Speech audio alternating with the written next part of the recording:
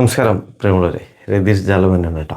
ഇന്ന് 2026 മെയ് മാസം 18 തിങ്കളാഴ്ചയാണ്. കൊല്ലവർഷം 1201 ഇടവ മാസം 4-ാം തീയതി. സൂര്യോദയം 6:08 സൂര്യാസ്തമയം വൈകിട്ട് 6:24 കേട്ടോ. ഇന്ന് വെളുത്ത പക്ഷത്തിലെ ദ്വിതീയ തിഥിയാണ്. ദ്വിതീയ തിഥി മെയ് 18 5:53 PM വരെയാണുള്ളത്. രോഹിണി നാളാണ്. മെയ് 17 ഉച്ചയ്ക്ക് 2:32 തുടങ്ങിയ രോഹിണി നാൾ മെയ് 18 രാവിലെ 11:31 AM വരെയാണ്. ശേഷം മകിരനാളാണ് കേട്ടോ.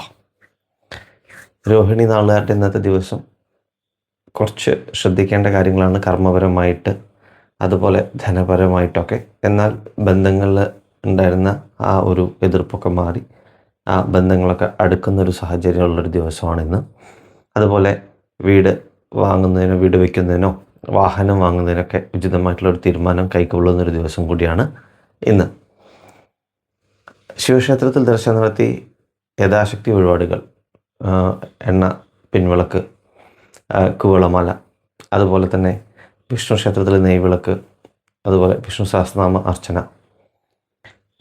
ഭഗവതിക്ക് രക്തപുഷ്പാഞ്ജലി, നെയ്വിളക്ക്, ഇത്തരം കാര്യങ്ങളൊക്കെ ചെയ്യുന്നത് ഇന്നത്തെ ദിവസം വളരെ നല്ലതാണ് കേട്ടോ.